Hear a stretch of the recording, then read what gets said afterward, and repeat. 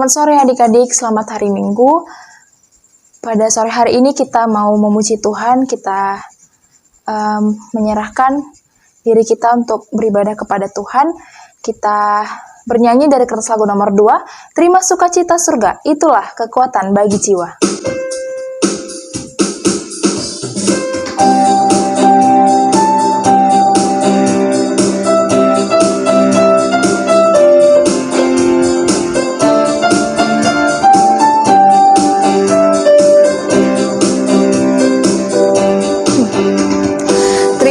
Sukacita surga, itulah kekuatan bagi jiwa. Ku dapat rasakan kasih-Nya di tengah badai yang bergelora. Terima sukacita surga, itulah kekuatan bagi jiwa. Ku dapat saksikan kuasa-Nya, taklukkan badai yang bergelora. Haleluya, Kau ada dalam hatiku, takkan patah semangatku, takkan hilang kekuatanku. Haleluya, ku mau bersorak bagimu, sukacita surga nyata. Kembali ke ref. Haleluya, Kau ada dalam hatiku. Haleluya, Kau ada dalam hatiku, takkan patah semangatku, takkan hilang kekuatanku. Haleluya, ku mau bersorak bagimu, sukacita surga nyata penuhiku. Kita berdoa. Tuhan Yesus yang baik, Tuhan yang kami sembah dalam nama-Mu, pada sore hari ini Tuhan kami datang kepadamu, anak-anak-Mu yang rindu untuk memberikan diri kami, waktu kami untuk beribadah, memuji nama Tuhan dan memuliakan nama Tuhan lewat ibadah siswa remaja pada sore hari ini yang Tuhan percayakan bagi kami, yaitu YPDPA sebagai wadah untuk kami bersekutu bersama ya Tuhan. Walaupun saat ini masih ibadahnya secara online Tuhan, biarlah Engkau yang tidak mengurangi sukacita kami dan semangat kami di dalam beribadah dan memuji nama Tuhan. Berkati kami semua yang ada di rumah kami masing-masing ya Tuhan. Tuhanlah yang menjaga, dan biarlah pada sore hari ini kami dapat beribadah kepada Tuhan dengan baik, menikmati ibadah ini, dan kiranya Engkau yang memberkati dari awal, pertengahan, hingga pada akhirnya ibadah ini ya Bapa.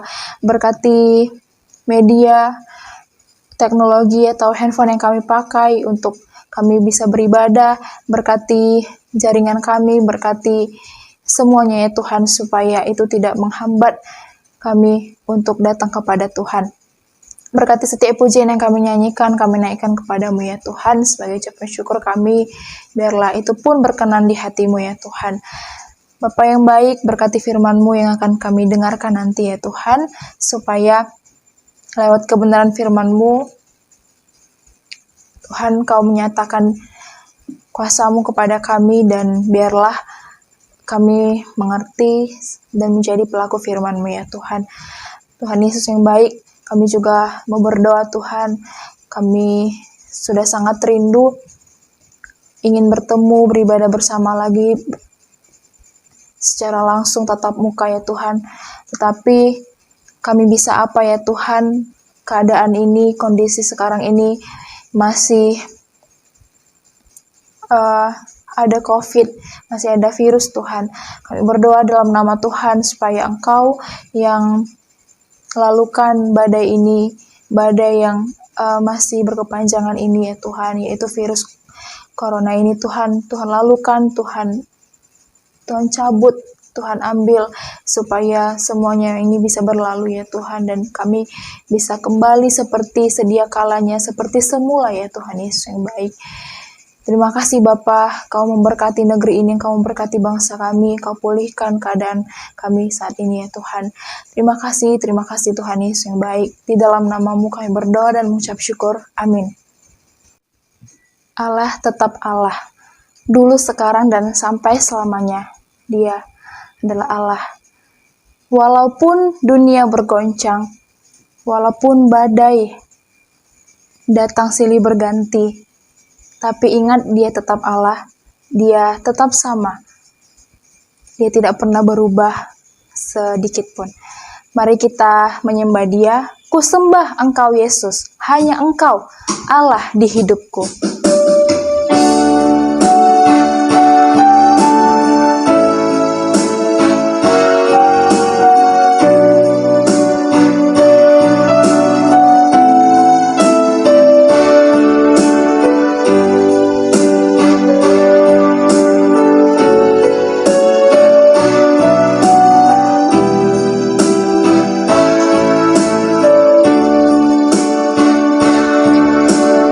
Betapa dahsyat Engkau Tuhan. Betapa dahsyat Engkau Tuhan, Pencipta segala yang ada, dulu, sekarang, sampai selamanya. Hanya Engkau Tuhan, tak terselami pikiranmu, tak terukur panjang setiamu, dulu, sekarang, sampai selamanya. Hanya Engkau Tuhan,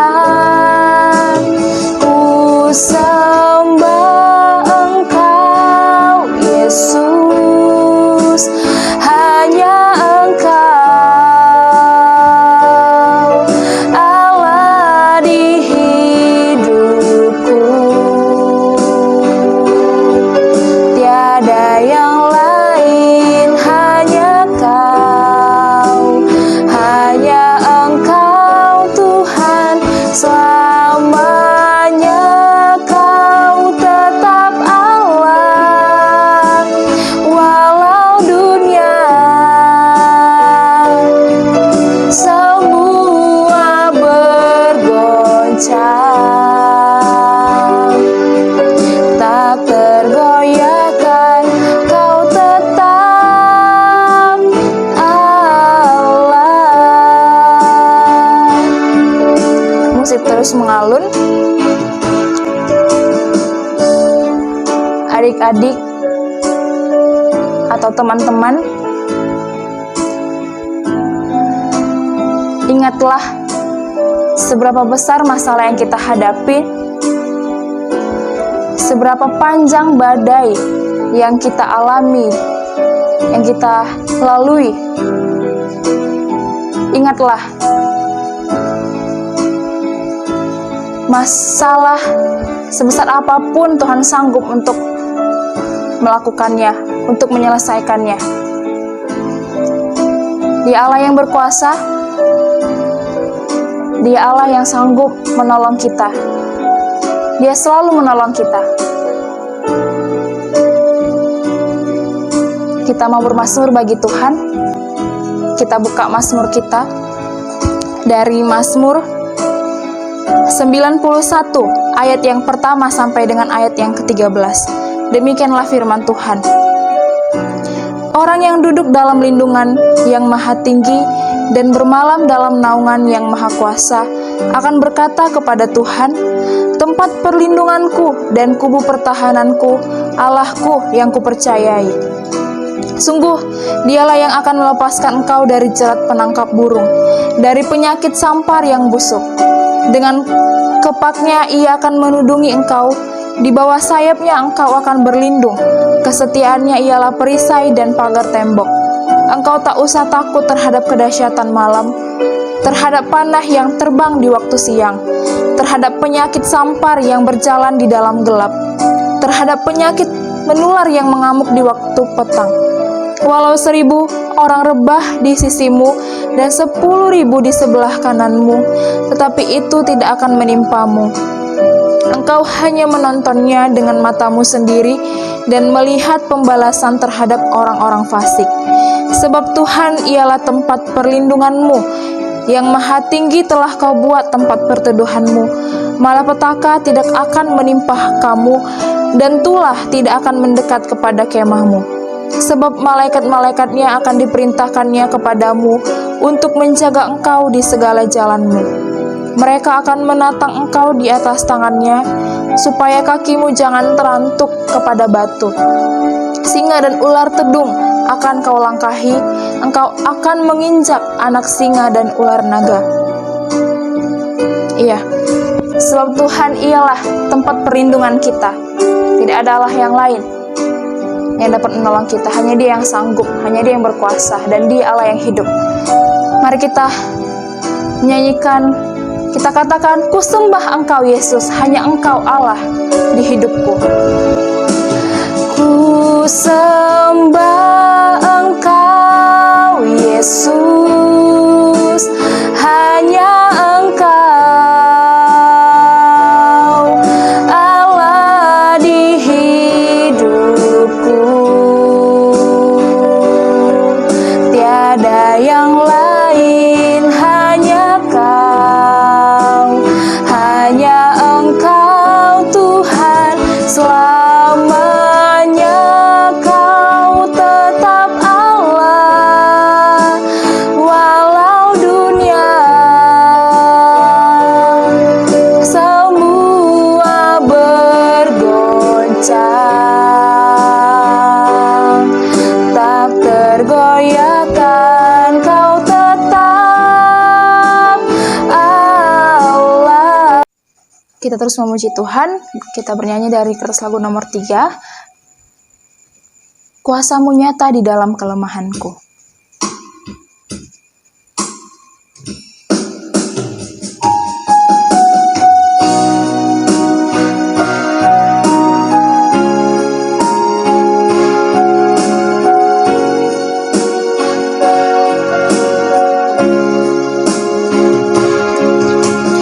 Kuasa-Mu nyata di dalam kelemahanku, kekuatan-Mu menopang seluruh hidupku. Dari mana datang pertolonganku? Hanya Yesus pertolonganku. Engkaulah sumber kekuatan hatiku, tempat persembunyianku. Engkau penolong di saat susahku, tempat perlindunganku. Kau menara dan perisai di hidupku.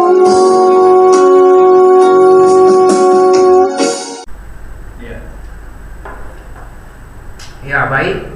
Shalom untuk kita semua. Shalom untuk anak-anak siswa remaja YPDPA Sumatera Utara yang ada di Medan. Shalom untuk semua pembina, ya, dan shalom untuk semua kita yang bisa menyaksikan atau menonton video ini. Dan kita juga bersyukur oleh anugerah Tuhan kita bisa diberikan kesempatan untuk terus belajar kebenaran firman Tuhan. Meskipun dalam situasi pandemi COVID-19 ini kita harus belajar, ya, harus terbiasa untuk memasuki suatu kebiasaan baru yang mendengarkan firman Tuhan meskipun melalui virtual, tetapi tidak mengurangi rasa sukacita kita sebagai anak-anak Tuhan yang ingin terus bertumbuh dalam membentuk karakter kita menyerupai apa yang Tuhan kehendaki.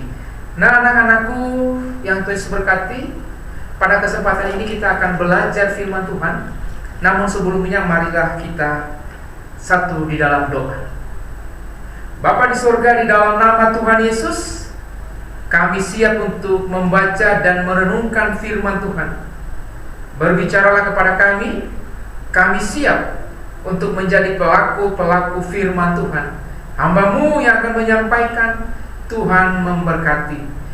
Dan biarlah setiap kami menjadi umat pilihan Tuhan dan untuk kemuliaan nama-Mu ya Bapa. Di dalam nama Yesus Kristus kami sambut pemerintahan firman Tuhan. Haleluya. Amin. Ya baik, pada kesempatan yang Tuhan anugerahkan bagi saya dan kalian semua, pada saat ini kita akan membaca firman Tuhan yang terambil dari Mazmur 34. Sekali lagi, Mazmur 34 ayat yang ke-20. Ayat yang ke-20 saya akan membacanya. Demikian bunyi firman Tuhan. Kemalangan orang benar banyak, tetapi Tuhan melepaskan dia dari semuanya itu.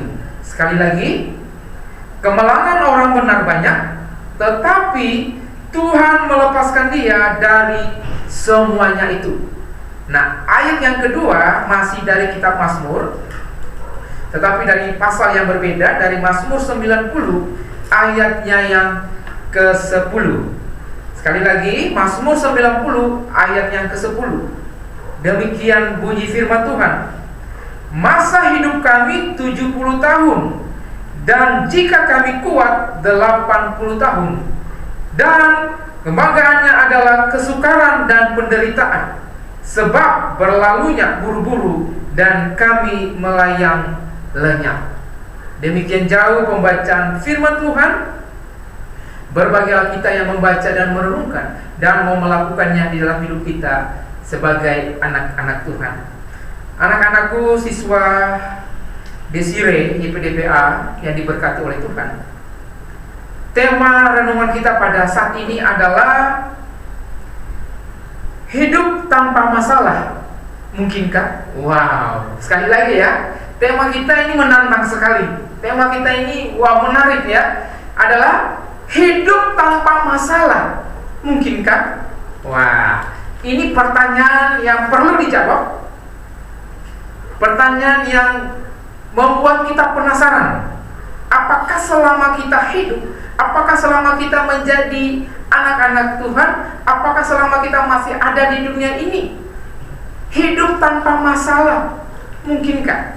Nah, untuk menjawab pertanyaan ini, pada kesempatan yang berbahagia ini saya harus menjawabnya berdasarkan apa kata Alkitab. Ya, Alkitab menjadi salah satu, satu-satunya jawaban yang pasti untuk menjawab pertanyaan ini. Hidup tanpa masalah, mungkinkah? Nah, anak-anakku, siswa YPDPA yang Tuhan berkati, kalau menjawab bagian firman Tuhan ini, saya rindu kita mulai awal ya. Kita memulai startnya dari Perjanjian Lama, mulai dari kisah penciptaan. Kalau kita membaca Alkitab kita, sudah anak-anakku bisa lihat di Alkitabnya. Kalau saudara membaca di kitab Kejadian pasal 1, di situ jelas bagaimana Allah menciptakan dunia ini dengan segala isinya, begitu luar biasa. Kalau secara spesifik kalian lihat ayat yang ke-31 di Kejadian 1 dikatakan begini. Maka Allah melihat segala yang dijadikannya itu sungguh amat baik. Wow, ya. Apa yang diciptakan oleh Allah dikatakannya sungguh amat baik. Sungguh amat baik ini maksudnya apa? Jadi secara desain, tata kelolanya, tatanannya, dari sudut pandang estetikanya, etikanya begitu sungguh amat baik, sangat-sangat indah, sangat-sangat menarik. Jelas Alkitab mengatakannya. Tetapi ketika kita baca terus dari kitab Kejadian ini pasal 1, kita melihat terus, kita baca satu demi satu, kita sampai, kalau dibaca pasal 2, kita sampai di ayat yang ke-18, kita menemukan sesuatu yang menarik juga dikatakan oleh Alkitab. Dikatakan di sini, Tuhan Allah berfirman, tidak baik kalau manusia itu seorang diri saja. Artinya, ada masalah di situ. Ketika Allah menciptakan segala sesuatu dan Dia menilai begitu sungguh amat baik, dan Dia membuat satu evaluasi terhadap segala sesuatu yang Dia kerjakan, ternyata Dia mendapati ada satu masalah di sana, di mana manusia tidak baik hidup seorang diri saja. Ya betul ya, itu jelas Alkitab katakan. Jadi untuk menjawab tema kita pada hari ini, ya, hidup tanpa masalah mungkinkah? Berdasarkan Alkitab, dari kejadian ini dia sudah memberikan satu jawaban yang pasti bahwa nothing. Hidup tanpa masalah mungkinkah? Kejadian pasal 1 dan 2 mulai memberikan satu jawaban yang kuat, yang alkitabiah, adalah nothing. Tidak mungkin. Ya, mulai Allah menilai segala sesuatu yang diciptakan begitu baik, tetapi ada evaluasi yang Dia lakukan di situ, bahwa manusia tidak baik hidup seorang diri saja. Lalu Dia memberikan solusi. Kita lihat, kalau teman-teman baca, anak-anakku baca, Allah mulai ya mengambil tanah, lalu diciptakanlah itu binatang-binatang yang lain, hewan-hewan yang lain. Lalu manusia pertama ini mulai menamai satu demi satu.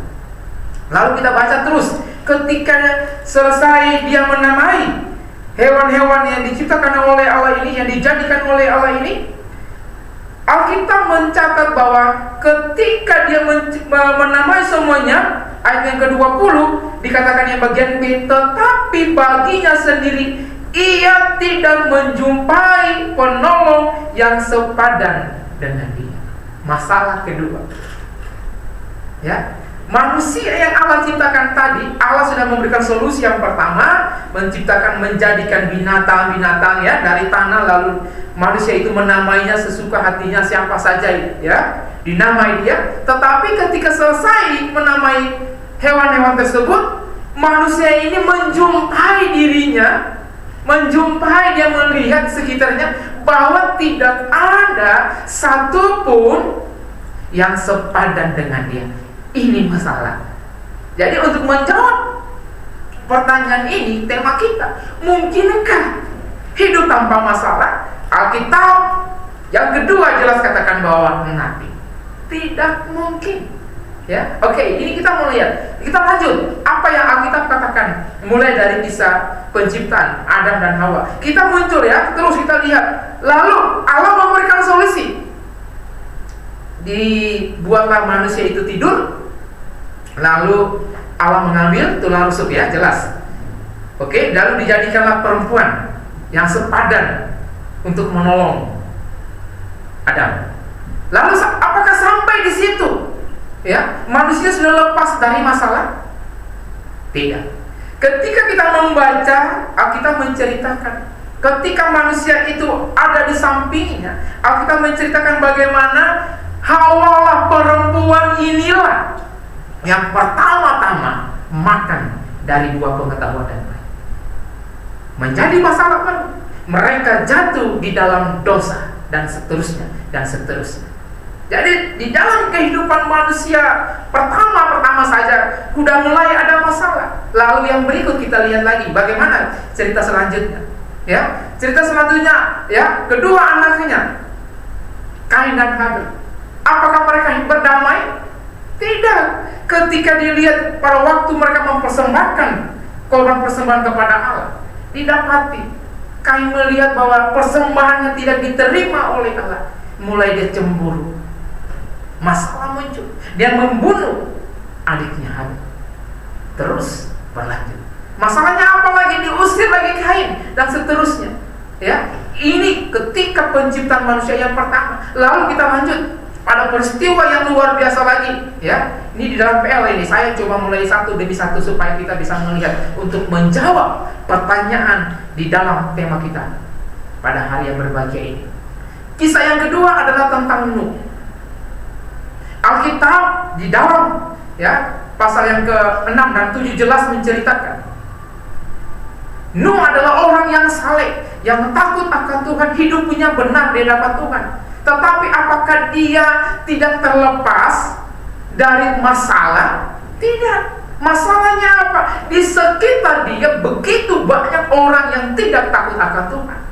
Di sekitar dia begitu banyak orang yang tidak mengenal akan Tuhan, berbuat dosa. Bahkan dikatakan oleh Alkitab, setiap manusia yang ada pada waktu itu hatinya cenderung untuk berbuat dosa. Ini masalah yang dihadapi oleh Nuh. Ya, dia harus menghadapi persoalan yang begitu yang besar. Yang berikut apalagi kita lihat. Dikatakan ketika manusia jatuh di dalam dosa, lalu keinginan hati mereka selalu berbuat dosa, Allah akan menghukum mereka. Masalah yang berikut bahwa mereka harus kemana ketika Allah menghukum dunia ini dengan air bah? Masalah berikut, mereka harus, Nuh harus membuat batra yang butuh waktu cukup lama. Dengan kekuatannya dia harus membangun. Lalu apakah setelah sampai di batra lalu air bah surut selesai masalah itu? Tidak. Kalau kalian membaca bagaimana peristiwa dia harus berhadapan dengan anak-anaknya, dia harus mengutuk anaknya Ham. Ketika dia Nuh mabuk lalu tertidur, lalu tersingkaplah auratnya, lalu Ham harus melihat auratnya, lalu dia harus menghukum anaknya. Masalah. Lalu apa lagi dikatakan oleh Alkitab?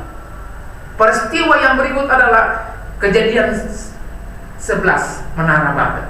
Tidak sampai di situ, terus manusia penuh dengan masalah yang berlanjut dan berlanjut. Apakah sudah selesai peristiwa Menara Babel? Tidak. Kita masuk kembali kepada peristiwa bagaimana Allah memilih Abraham. Allah memilih Abraham itu jelas luar biasa, tetapi tidak sampai di situ.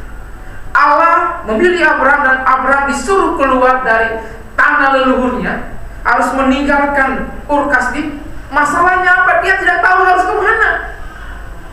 Dia harus membawa istri bersama dengan ponakannya, bersama dengan pengikut-pengikutnya, tetapi masalahnya mau kemana? Tidak tahu tempat yang pasti. Jadi jelas persoalan selalu ada di dalam kehidupan manusia. Lanjut, Abraham, apakah selesai ketika dia keluar lalu diberikan tempat bagi dia sudah selesai? Tidak, masalah berikut ada lagi. Selama hidupnya dia bergumul dengan Sarah istrinya karena tidak mempunyai anak. Setelah Tuhan memberikan anak, dia harus juga bergumul lagi dengan Ismail, anak dari Hagar. Lalu yang berikut, apakah selesai? Tidak, sampai kepada Ishak. Apakah Ishak aman-aman saja karena dia adalah anak perjanjian yang Tuhan berikan? Dia harus juga menghadapi masalah istrinya Ribka, juga mandul, tidak punya anak. Dia bergumul, dia berdoa lagi. Tidak selesai masalah-masalah yang diperhadapkan oleh manusia. Lalu ketika Ishak dan Ribka berdoa dan Tuhan menjawab doa mereka, Tuhan memberikan bukan hanya satu bahkan dua. Apakah sudah selesai masalahnya? Tidak. Kedua anaknya Ishak dan Ribka sejak di dalam kandungan sudah bermasalah. Mereka saling gotok-gotokan di dalam. Bahkan ketika mereka dilahirkan, mereka harus bermasalah dengan hak keseruan. Apakah sampai di situ? Tidak. Yakub yang dipilih oleh Tuhan di dalam kandungan, apakah dia juga baik-baik saja? Alkitab mencatat tidak. Dia hidup juga bermasalah bersama dengan mertuanya, bersama dengan istrinya, bahkan juga bersama dengan anak-anaknya, penuh dengan masalah. Nah, ini dalam konteks yang tadi saya mau sampaikan dalam Perjanjian Lama. Lalu kita baca terus, banyak sekali para nabi, orang-orang pilihan Tuhan, semasa hidup mereka masalah selalu ada. Jadi untuk menjawab tema ini, saya menggunakan contoh-contoh dari Alkitab. Jawaban saya adalah nabi. Hidup tanpa masalah mungkinkah? Tidak. Nah, anak-anakku, siswa di Siri yang Tuhan Yesus berkati, kembali kepada ayat yang kita renungkan pada hari ini dari Mazmur 34 ayat yang ke-20. Kalau kita melihat konteksnya bagaimana seorang Daud dipakai oleh Tuhan, dipilih oleh Tuhan menjadi seorang raja. Pertanyaannya, apakah dia tidak memiliki masalah? Banyak sekali masalah. Ketika dia dipilih oleh Tuhan menjadi raja menggantikan Saul seniornya, dia dimulai dengan satu masalah. Ketika Nabi Samuel datang ke rumahnya, diceritakan oleh Alkitab, Daud tidak ada di situ. Artinya apa? Daud sejak kecil dia sudah tidak dipandang oleh keluarganya. Masih kecil, masih ingusan, tidak tahu apa-apa. Jelas ini sudah dikatakan. Ketika mau lantik, abang-abangnya mau lantik siapa yang terpilih nanti, tidak ada Daud. Makanya Samuel bertanya, masih adakah ya anak yang lain selain orang-orang ini? Lalu Isai katakan, masih ada Samuel, anak yang paling kecil. Di mana dia? Dia ada di padang, mengurus kambing domba. Artinya apa? Daud tidak diakui, terpinggirkan, termarginalkan. Ya, masalahnya dia tidak dihargai. Apakah sampai di situ?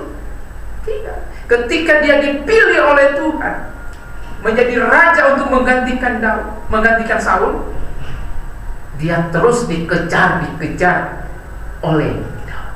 Bahkan musuhnya sangat banyak. Kalau kita melihat dalam konteks ayat ini, Mazmur 34, bagaimana Daud sampai harus pura-pura gila supaya tidak dibunuh oleh Abimelek, raja Filistin. Ya, ketika Daud harus lari dari kejaran Saul pergi ke Filistin, dan kita harus tahu Filistin itu siapa? Filistin adalah musuh bebuyutan orang Israel, dan Daud adalah orang yang dicari-cari selama ini karena telah membunuh pahlawan mereka, Goliat. Jadi dalam arti kata, Daud ini mau ke Israel dibunuh, ke Filistin pun dibunuh, maju kena, mundur kena. Dia di dalam masalah yang begitu luar biasa. Tetapi kita melihat di dalam ayat 20 dia katakan, kemalangan orang benar banyak. Iya, Daud mengalami begitu banyak masalah. Dia dikhianati oleh anaknya sendiri, Absalom. Bahkan jenderal panglima kesayangannya, orang kepercayaannya pun harus membelot, meninggalkan dia. Orang-orang yang begitu dia hormati, orang-orang yang begitu dia sayang, harus membelot, meninggalkan dia. Begitu banyak persoalannya dia katakan, yang dia hadapi. Tetapi dikatakan oleh ayat ini, persoalan ya, kemalangan orang benar banyak. Tetapi ingat, ayat berikutnya dikatakan, atau kata berikutnya dikatakan, tetapi, coba lihat, coba perhatikan ayatnya, dikatakan situ bagian B, tetapi Tuhan. Ini menarik. Daud dengan tegas mengatakan, tetapi Tuhan. Ya, Tuhan itu huruf besar, perhatikan garis bawahi. Tetapi Yahweh, tetapi Allahnya Israel, tetapi Tuhan yang dia kenal, Allah yang dia kenal. Dikatakan, tetapi Tuhan melepaskan dia dari semuanya itu. Dari kejaran Saul, dari cengkraman singa, dari kudeta anaknya, dari pengkhianatan orang-orang yang dia percayai. Tuhan melepaskan semuanya itu. Tuhan memberikan kebebasan kepada dia, dan dia menikmatinya. Inilah yang dialami oleh seorang Daud. Mengapa Daud mampu melewati masalah yang Tuhan berikan kepada dia? Yang pertama adalah karena Daud memiliki pengalaman rohani yang benar dengan Tuhan. Ingat sekali lagi, Daud memiliki pengalaman rohani yang benar dengan Tuhan. Daud terus bergumul dengan Tuhan. Dia berseru kepada Tuhan, dia berdoa kepada Tuhan, dia merenungkan firman Tuhan. Jadi hidup tanpa masalah mungkinkah? Nothing. Karena Daud tahu dia hidup bergaul dengan Tuhan, dia mengandalkan Tuhan di dalam hidupnya. Jadi poin yang pertama tadi yang saya katakan, bahwa Daud punya pengalaman rohani dengan Tuhan yang begitu luar biasa, dan dia mampu melewati setiap persoalan.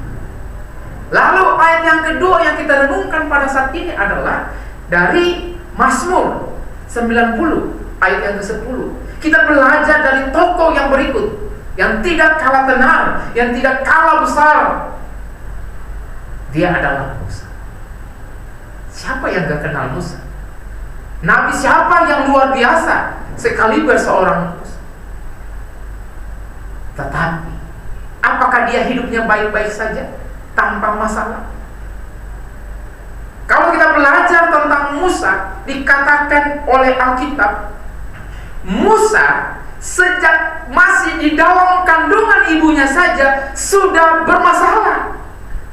Sudah ada masalah yang membuntuti dia. Masalahnya apa? Ketika mamanya masih mengandung dia, maklumat dari Raja Mesir Firaun, bunuh setiap anak laki-laki orang Israel.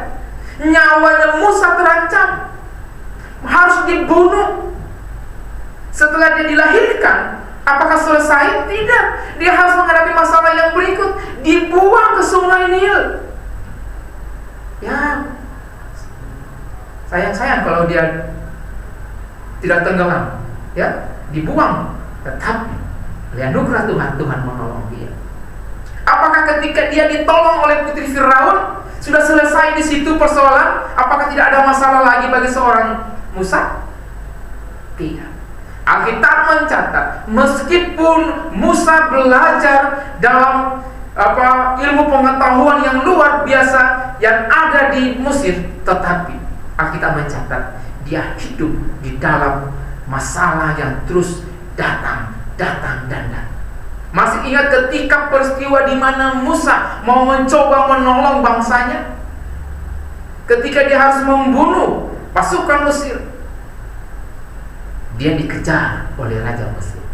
Dia harus lari meninggalkan segala harta yang melimpah. Dia harus meninggalkan segala yang melimpah di dalam hidupnya. Mau dibunuh, dia lari pergi ke padang gurun. Apakah sampai di sana, ya, dia udah aman? Tidak, dia harus berjuang seorang diri. Dan setelah itu Tuhan memanggil dia untuk memimpin bangsa Israel. Apakah sudah selesai persoalannya? Dia aman-aman saja karena sudah menjadi pemimpin bangsa Israel? Alkitab katakan tidak. Ketika dia menjadi pemimpin bangsa Israel, pada saat itu juga masalah begitu banyak. Dia ditolak, dia tidak diakui, dia hampir dibunuh, dia dilempar, dicaci maki oleh bangsanya sendiri. Bahkan abangnya Harun, bahkan adiknya, ya, kakaknya Miriam, mereka tidak suka dengan dia. Mereka marah kepada dia. Masalah begitu banyak dihadapi oleh seorang Musa. Jadi Alkitab mau menceritakan kepada kalian, kepada saya, kepada anak-anak, kepada teman-teman pembina di sini, bahwa hidup tanpa masalah mungkinkah? Jawaban yang jelas adalah nothing. Karena apa? Poin yang kedua, karena di dalam persoalan Allah ingin berbicara. Allah ingin memberikan sesuatu yang luar biasa di atas segala sesuatu yang kita hadapi. Jadi saya mau katakan untuk kalian, untuk siswa, ya, di sini, kalau ada sesuatu masalah, gak usah baper, ya, gak usah terlalu lebay gitu. Wah, begini nangis, wah diputusin pacar contohnya gitu, ya. Waduh, baper, udah lebay, udah begini dan sebagainya. Gak usah. Santai aja, bro, nikmati. Karena apa? Kita melihat bahwa Tuhan akan memberikan solusi-solusi yang begitu luar biasa untuk setiap saya, untuk setiap saudara menghadapi masalah ini. Jadi hidup tanpa masalah mungkinkah?